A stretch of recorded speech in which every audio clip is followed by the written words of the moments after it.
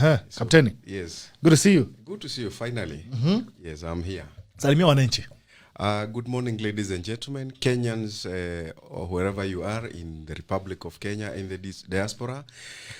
Please join us this morning so that as we talk about the things that are happening in our country, because this is our country and we cannot run away from it, and we don't have another country. Sure. Hatuna spare mahali. There's no spare anybody. We don't have a spare country. And this is the place we must make or break. I want to give you an opportunity to introduce yourself first before atakabla jaingia mashambani pale chike jembe. I want to give you an opportunity to introduce yourself. Yes, Bitok, I know many people have said hello to me. Yeah. Let me also say a very important friend of mine, known as Mother Wangeshi, said she knows you from Nakuru. So she said... Oh, nice. That's great. She will forgive me if I didn't say that I passed on the greetings. Now, professionally, I'm an advocate of the High Court of Kenya. I've been to many places in this country. And I've also done very many things. My first employment was with the United Nations many years ago, where I worked with refugees. Then I joined the Kenya Armed Forces, trained, served, and under rank. Hiyo ni miaka gani? Miaka ya zamani kidogo, wakati wa serikali ya Nyayo. Hata mimi naingia jeshi. Yaani unasema serikali ya Nyayo na vile fresh hapa. Uko gangari kabisa. .com. Nikujiangalia kabisa. Unajua ni vizuri pia unatengeneza mwili. Mimi saa zingine husomea wale wanaume wamekataa wanakula ugali excess jioni. Alafu anaanza kumeza ile kitu kingine. Punguza level ya ugali, usikule ugali nyingi. Ugali unakula wakati kuna kazi ya kufanya. Sana. Na hiyo horizontal activities hiyo kazi? Hiyo horizontal activities, unajua kuna pahali inafika pia watu wanaendanga kuna off sessions, kuna time outs. Wakati kuna time out, wewe uachana na ugali, kunywa kauji kidogo na soup jioni, lala. Supu ya kanyama. Utaamka mzuri. Ukule manago. Na ukule manago. Ugali nyingi usiku achana nayo. Yes. Unafikiria kwa nini ama jamaa siku hizi wanakula sijui nini wanameza hapa Kilimani? Unajua ukiona mtu mwenye lazima atumie hizo tebe ya kutafuta nguvu ya pale kuna shida mahali. Na shida unajua hii nguvu tunasemanga mwanaume ni sauti na nguvu. Sasa sauti unaitoa sababu umekula kitu imeingia kwa tumbo na ni kitu ya kusaidia.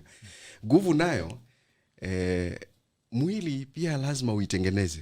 Sio unaamka asubuhi, unakunywa chai, mkate, unaketi chini. Tena saa 7 unaenda ofisi ama unaenda kazi unaketi, unakunywa chai saa 4. Saa 7 amka uchangamke, chapa kazi. Ukikula chakula amka uchangamke. Na Nairobi kuna nafasi nyingi za kufanya hivyo. Enda Boreta mzunguke. Enda Boreta mzunguke. Enda Nairobi ASK Showground, wanaruhusu. Enda pale kuna tumilima na mabode kidogo, fanya mazoezi hata kama ni kutembea peke yake. Inasaidia sana. Bure hydraulic itakwama. Sasa usipofanyisha battery kazi ama gari engine isipoguruma kila saa. Sasa unajua tena hiyo battery itaenda down na itabidi utafute charge. Alafu unaanza kusukuma kwa mlima ama unajawa jump starting, unafanya jump starting. Unaanza kutafuta watu wengine wakusaidia na jump starting. Unaweka wire. Na unajua jump starting pia inaweza short circuit, engine yote inakufa. Sasa hapo ndio shida imekuwa. Hapo ndio maneno iko. Hapo ndio maneno iko. Sasa una jump start na sasa battery iko chini, sasa una short circuit, engine yote kwisha, dead. So kutoka all the way from being a military man, then how did you end up being an advocate? What drove you there? I was actually an advocate when I went to the military. And I didn't go to the military to look for a job. I went in there for adventure and to serve the Republic. You know, a lot of people don't get it. You don't join the security forces mainly. It's not a job. Because you actually putting your life on the line. I was already an advocate. In fact, surprisingly, I already had a very good life. I was driving 2 cars when I joined the military. Amazing. But I did join and served my time, and I'm very proud because of what we did.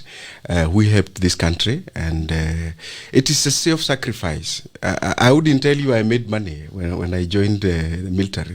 The years I was there, I didn't make money, but I'm very, very proud. That is my proudest moment in the country. That's the moment I learned that Kenya is ranges from Liboi Tulwahaka in Bugoma, Libo is in Garissa, then Loitoktok in Kajiado to Lokichogyo in Turkana, and from Sirari or from Isebania all the way to Moyale. That's when you learn to appreciate the beauty of our country, because I was able to travel the country by road and by air, because I was in the Air Force. Oh, you were in the Air Force? Yes, I was in the Air Force. Then I did leave and joined.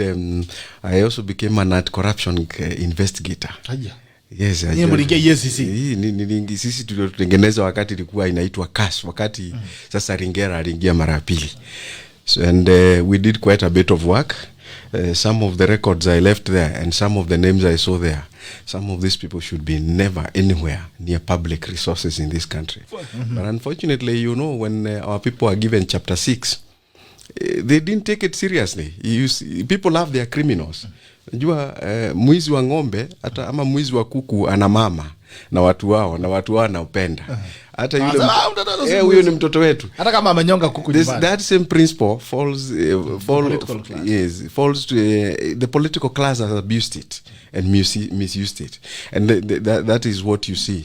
So I left and got in the private sector a bit. I did a bit of forensic investigations with private entities in an audit firm. I'm not advertising for them, so I won't mention them in this show. They should pay. They should pay you. You need to earn some money. Then after that, I joined the Revenue Authority, where I was for 14 years. And I never did the sweet jobs there. I was running after the crooks, both internal and external crooks. Ndio ulikuwa unashika watu mshipi. Mimi nilikuwa napeana barua ya persona non grata. So let me ask you, since you've had experience, firsthand with corruption in this country, quite literally, like you say, what did you say it feels like to fight corruption in this country? Because you were there with Ringera, over time from Ringera, we've had several commissions, we've had people like, we even have a pastor for now, and there seems to be a zero progress in terms of fighting corruption. What is corruption? Who protects corruption? How does it feel fighting corruption in this country? You see, the talk. What you call corruption, or what our people understand as corruption, is very different from what is in the statute. You see, if I say nepotism, favoritism, abuse of office is corruption, but I favor the person from my village, for example, let's say even you are even a private entity, you've been given a road to construct. Okay, let's give an example. You're given a road in, let's say, like Laikipia Central in Sirima, where I have interest. But I am from another county, let's say Kiambu. Remember, the road is far away in Laikipia. There are young people there. There are young men and women who would need those positions to earn something. But you pick villagers from your home area in Kiamba and you take them to Laikipia. What are you doing? You're simply engaging in favoritism, in nepotism. So, and you are a private entity. Now, do you think the people in your area understand that as corruption? No, they don't. How do they take it? He likes our children. He's helping our village. Yes. And that is now the position we find ourselves in. That we have a subculture of wanting to assist those who hate corruption. Yes. And you see, apart from what you call direct theft and looting, where you now take public resources and public equipment and use them for private purposes, or divert funds meant for public use to private use, most of other things that people do in offices or even in private offices, a lot of Kenyans don't consider them as corruption. Because even if I sit in an office and I put a Harabe card on my table, and everybody who comes to see me for service then gives 1,000, 2,000. So at the end of the day, I will go to the village with a nice suit like you're wearing, very smart. And then people will clap for me. Mheshimiwa ameingia, makofi ya kilo 5, 1, 2, 3, nitoe 1,200. Funga. Nitoe 1,200. You know, I will be a hero. Kabisa. And basically, that is the problem. So, first, we've been defining corruption in the concepts, using the concepts of foreigners, an ideology of foreigners. We must sit down and rethink that which we call corruption. And if you remember, Professor P.L.O. Lumumba, my teacher, was also at the Anti-Corruption Commission. Yeah, sure. And you see, he didn't go far. Yeah, he was actually here also. Yes, because as I have told you, you cannot, sometimes you can't legislate against culture. No, you can't. We've tried even with FGM. Have we succeeded? It's difficult. It's difficult. So we have certain cultural behaviors and certain cultural concepts we hold, which are very dear to us. You know, in many African societies and in Kenya, you will be told that a fruit or leaves make fertile and fertile where they fall. So mti usipokuweko huangukiwi na mti. Tunaelewana? So in other words, we talk, wherever you come from, you are expected to help your relatives. Yeah, sure. Now, it was black tax. Black tax. I don't like to use the word black tax because, you know, that's also an affront to our skin. It's an affront to our skin. We can call it social tax. Yes. To make it sound more civilized. Yes. But again, now you mentioned that you've arrested a lot of people during your stint at anti-corruption. Yes. You came again to Revenue Authority where you're also dealing with crooks. Yeah. I mean, how do you feel by being in a field where progress is almost impossible? It's not that progress is impossible. Change is a process. When I joined the Revenue Authority in 2007, the rate of collection, we were doing 300, 400 to 500 billion annually in the total tax collection for the country. By about 2012, or let me say very well around 2010, the country was no longer dependent on aid. In fact, I remember attending meetings with IMF and World Bank officials, and they would demand certain information. And that time we had the audacity to tell them, no, we can't give you that information because it is confidential information. Why? Because, you see, there was that phrase, lipa ushuru ujitegemee. So that meant that the country was self-sufficient. And if you remember very well, there was even a time the British government demanded a refund of its money when they claimed that some of their money, I think they had given about 4 billion to the Ministry of Education. The government of Kenya refunded that money. Yes, from a donor. That was totally unheard of. And you see, it's because of the efforts that were put in place. Sometimes you do not even, people resist change, but you can change systems. You can change processes and procedures of work. Yes, you make it impossible. So it's a process. So it's a process. We hope that someday we'll someday. And Bitok, I love this country. And wherever I have served, I'm very proud of what I did. And I will never sit anywhere in this country, rubbish the armed forces where I served, the Anti-Corruption Commission, or even the Revenue Authority. Because at that point, I had a job to do, and I did it. This country is doing very well in terms of revenue mobilization. We're doing basically between 19 to 21% of the GDP, which is one of the highest in Sub-Saharan, in fact, the highest in Sub-Saharan Africa. We should be proud of that. Our own citizens sometimes are they have a lot of, they are very pessimistic about the country. But if you look at even the World Bank data, the UNDP data, at the GDP nominal, Kenya is always between number 74 and number 80 in the countries of the world. I mean, so at least there's something to be proud of. Yes, there's something to be proud of. But the question is one day, and this is what I keep asking, Captain.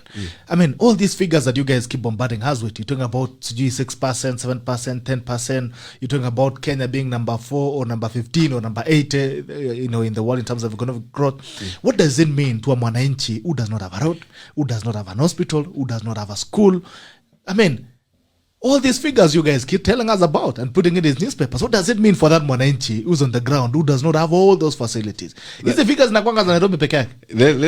Let me come to that point, because you see, mobilization is one thing, and that's what we call in government. When you're talking about public finance, we are talking about the revenue side. That's the collection side. Then there is the expenditure side. which is the physical side. And in the physical side, there are very many players. You cannot appropriate resources, public resources in this country without legislation. And that's where parliament comes in. Parliament. And when we talk about legislation, we are not talking about legislation at the level of the National Assembly and Senate. We are also talking about legislation at the county level, at the devolved units. And I want you we need to ask Kenyans this question. So you have the government on one hand collecting revenue, then you have electors, that is the voters, electing the guardians or the trustees for that revenue. And that's where we have a problem. That's where we have a problem on the expenditure side, because we have then people diverting resources, because it is very sad in this country, that you have people elected into office. They do not think that they are servants of the electors. No. In fact, I am happy that the media has been calling out politicians who drive on the wrong side of the road, go bullying everybody. First, you are driving a car funded by the public. You are paid a salary by the public. You've been given an office as a matter of honor. It's not your office in the first place. By the public. It's a public office. You shouldn't even be talking. I mean, we shouldn't even have a situation where a citizen, a voter in a constituency, is unable to reach his member of parliament. But that is what we experience in Kenya. Is it possible for you to call your member of parliament and speak to them? Majority of them are unreachable. They are inaccessible. Yet, as they have been told, even by Reverend Wainaina, they are servants of the people. Of the people. In fact, politicians should know they are servants of the people. And then they wouldn't engage in bad manners. When you are told that you are a trustee, you're going to look after people's resources. Please do your job well. How many times we have seen chairman of Public Accounts Committee in the National Assembly being accused of corruption and receiving bribes from public bodies where they are supposed to be auditing and ensuring that there is good expenditure. That is the situation we find ourselves in. So, and this takes us to the political bad manners. And now that you mentioned about the political bad manners, the contempt the politicians in this country hold the public. That is why a politician, you saw what happened in Kisii yesterday. That's what I was going to. You have two fellows who are elected. You are the embodiment of the legislative will of those people. The people of South Mugirango, the people of Embakasi North, all of them, Dagoretti North, they cannot go to parliament and legislate for themselves. So they have sent you as their delegate. You embody their interests. You represent their collective wisdom. You know that if we think that, so if you are given that kind of mandate by people, that collectively they are saying, this is the man or woman to represent us, please behave that part.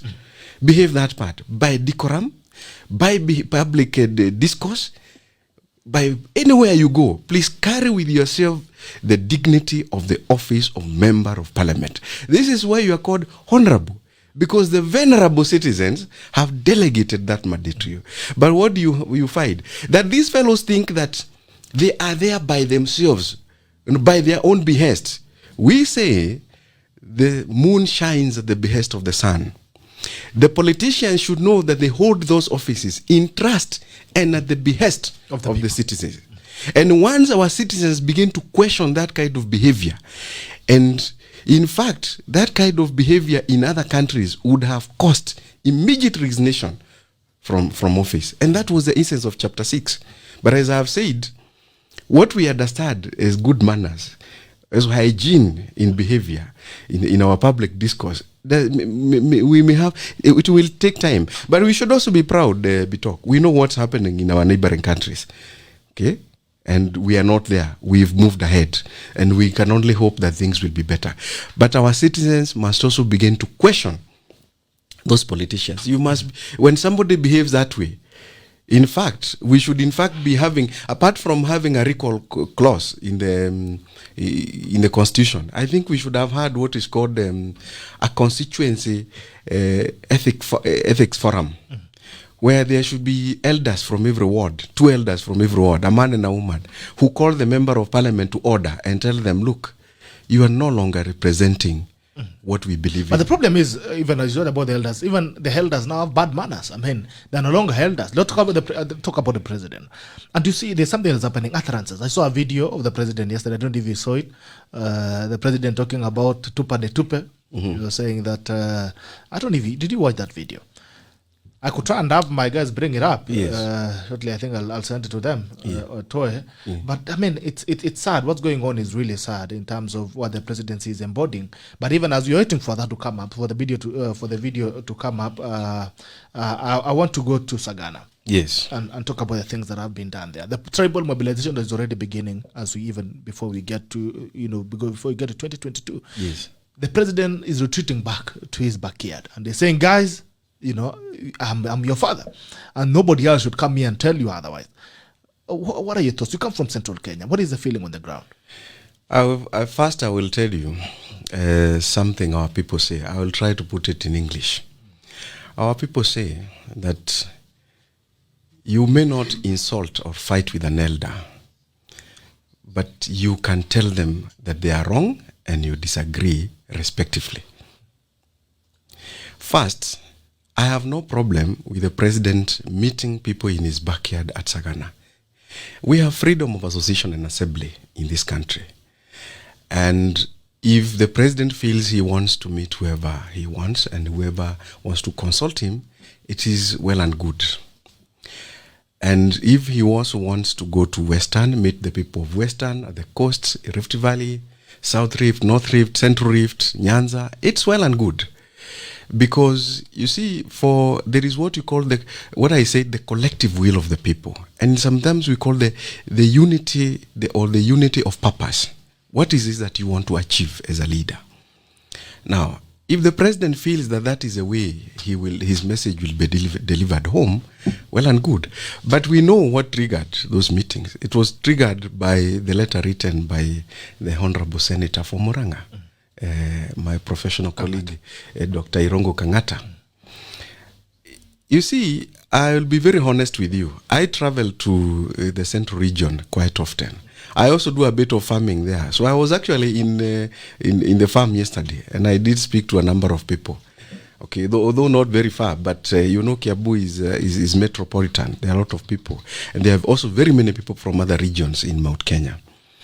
And you listen to the people.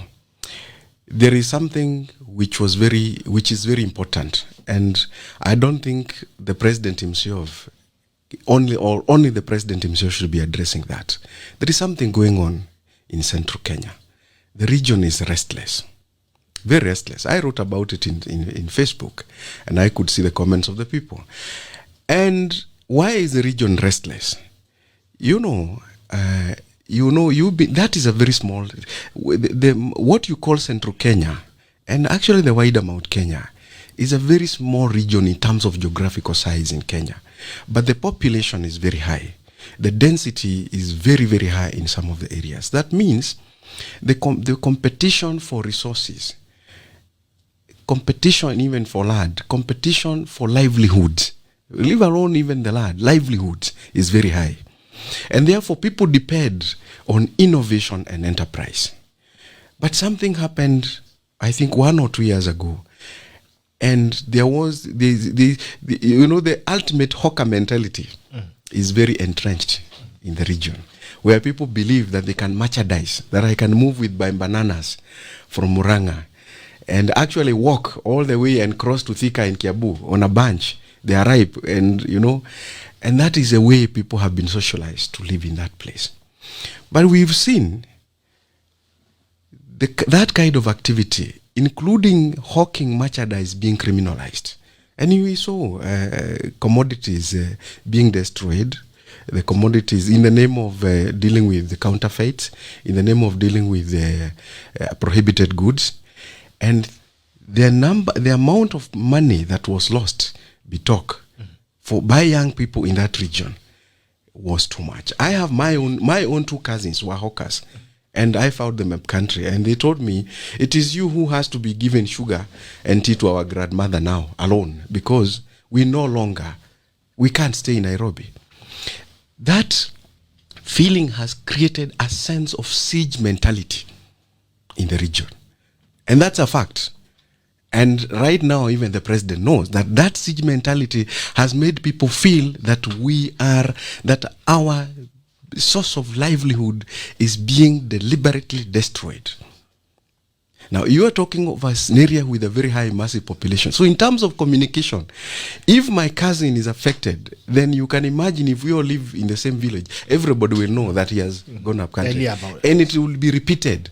And that is now the kind of discussion and the discourse that is happening on the ground. And you can imagine then, and that is why I think it is right for the president to go and address that matter, that the questions the people in the village ask, which government is destroying our people's business? Ni hii serikali tu ya Jubilee? Ni hii serikali ya Uhuru Kenyatta? Then you can imagine then how people react. They may not. And I will say this. I don't think people in central Kenya dislike the president or hate him. No. But there are certain actions which have been done by people he may have trusted and appointed into office, which have brought him into a lot of, where people now feel like there is a distaste in their mouths that this is happening under his watch. You see? Then, of course, you saw on live TV the evictions in Kariobangi. And you see, the evictions, it's okay, you can evict people. But even our constitution and our laws it has something to say about evictions. You should carry it in a humane manner. You have people, mothers carrying babies. You have people, babies, a 2-year-old baby getting injured in the fracas of an eviction. Sponsored by government. Sponsored by government. You say the president went down to central Kenya to speak about the issues of central Kenya, that are affecting them. And he mentioned them quite rightfully. The state of the economy in central Kenya, the state of businesses, the state of daily assets, the things that central Kenya people do. And I think I would be right to say that the biggest victims of Jubilee government has been the people from central Kenya, because they rely majorly on government policies. If the trade policies are wrong, then they are the people who suffer most. Now, you mentioned the things about farming. Also saw the farmers were complaining about the prices of coffee, mambo ya chai na maziwa and all that.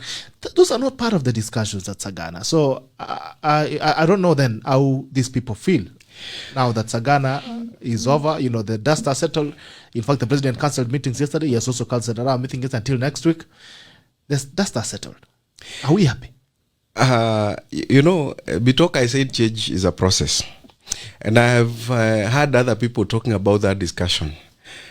I do not know of a more resolute people. It will be very hard to dissuade them otherwise.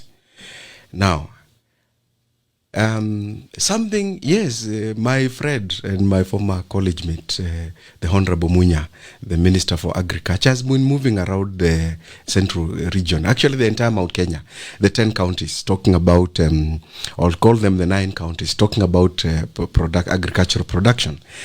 But sometimes the message is lost in the messenger. Why? Because I planted coffee after high school, Bitok. I used to have coffee, and I only harvested rice, and then I uprooted the crop, because I call it the crop of servitude, where your work is to produce, take it to the factory, then you leave it to the chain, to the supply chain and the value chain to exploit your own resource. And you can see fellows are getting fat. Fellows are driving good cars, but you're not getting anything. In fact, at one point in the late 90s, I was left with a debt, because they then had subtracted my inputs, because I had picked pesticides, fertilizer, and I was left with a debt. I was actually after farming.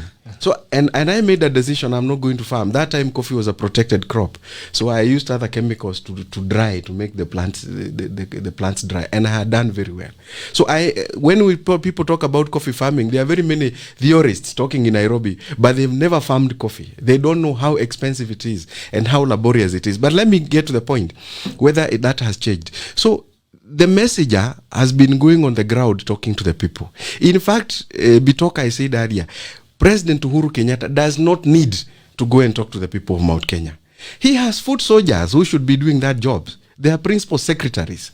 They are directors of agriculture. They are cabinet secretaries. They are the ones who should be doing that job for him. In fact, for him, he should be going to be appreciated, for people to appreciate to sing for him. Yes, to sing for him what his guys have done. But are they doing that? I will give you a good example. Let's talk about coffee. So coffee farming, I uprooted mine. I think my father and one of my brothers still have theirs.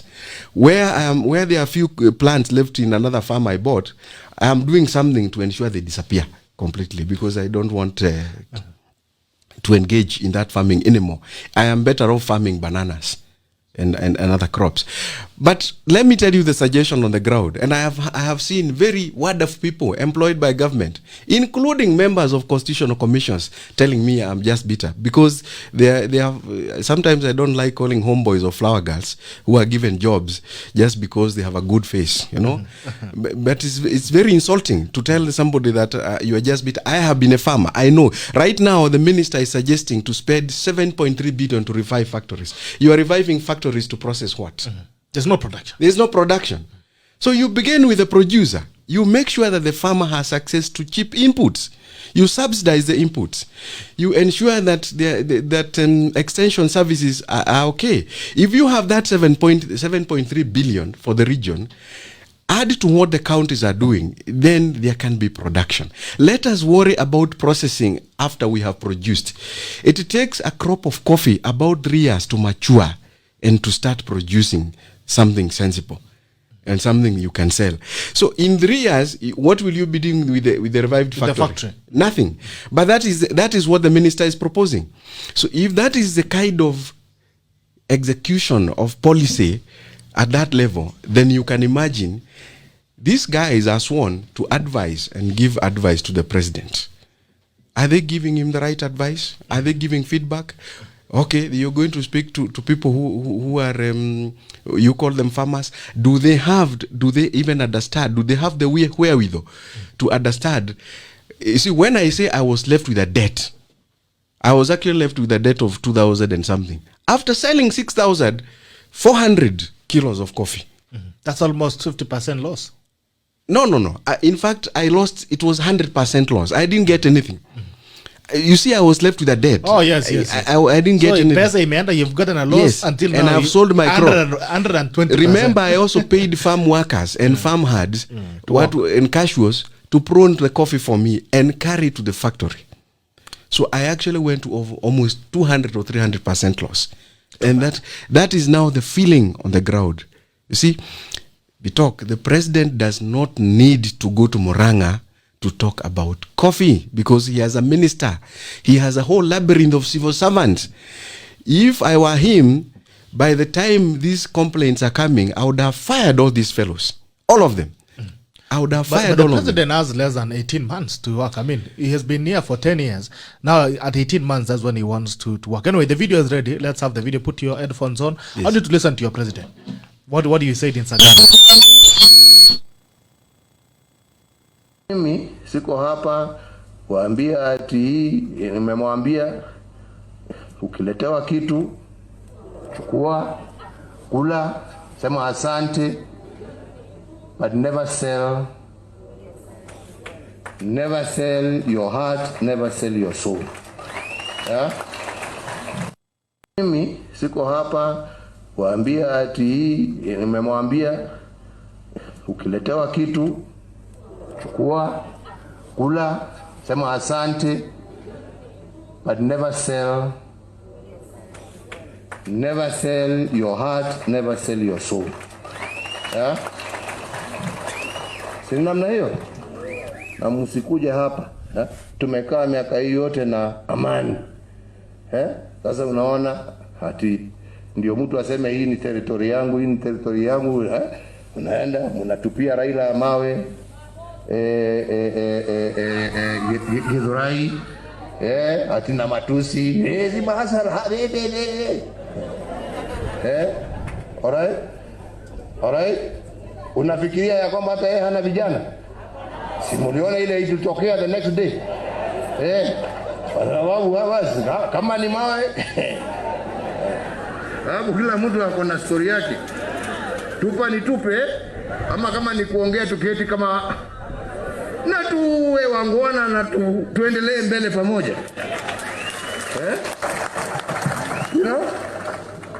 Haina sijaribu kutumia kifua hapa. Hakuna mtu hana huo uwezo. Sisi isipokuwa ni kuzeeka kidogo, we were quite expert at some time before. Lakini sasa hiyo hatutaki na hatutaki vijana hiyo maneno. All right. I don't know what comments you have to make about that. Especially at the time when you're talking about uniting the country, uniting the nation, we're also talking about the utterances, political utterances that are happening across the country. You know, about the political temperature to continue to rise. I mean, should this be coming from the president? This was in Sagana. Should this be coming from the president? Bitok,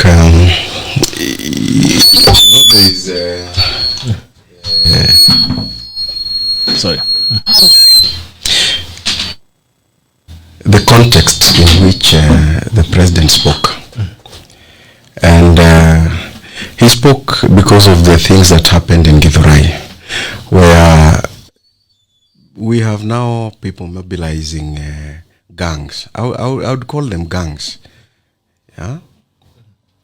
Yeah. We are mobilizing youths to fight, to actually control what we consider our spheres of influence and our geographical spheres of influence in the country. It's very sad. But the context in which the president spoke is that he was, you can see he was warning the youth that if you behave that way, then the other person should behave that, will also behave that way.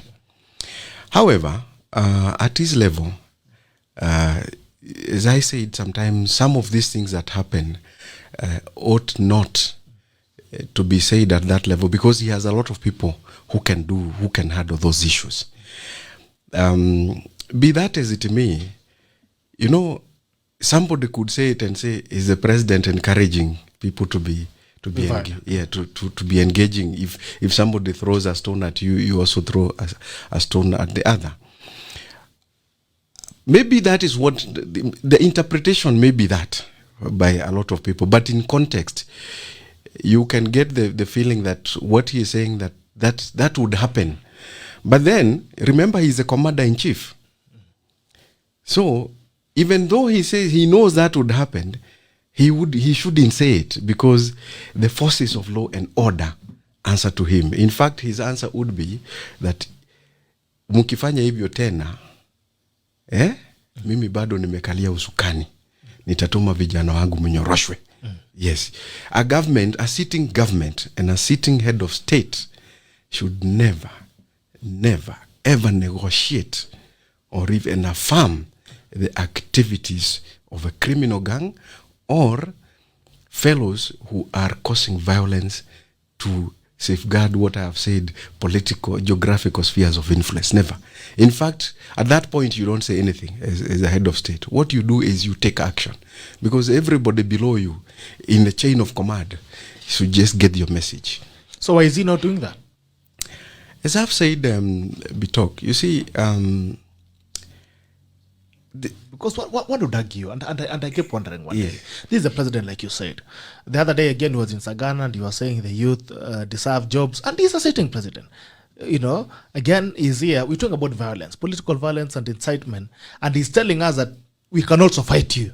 And he's a sitting president. You see,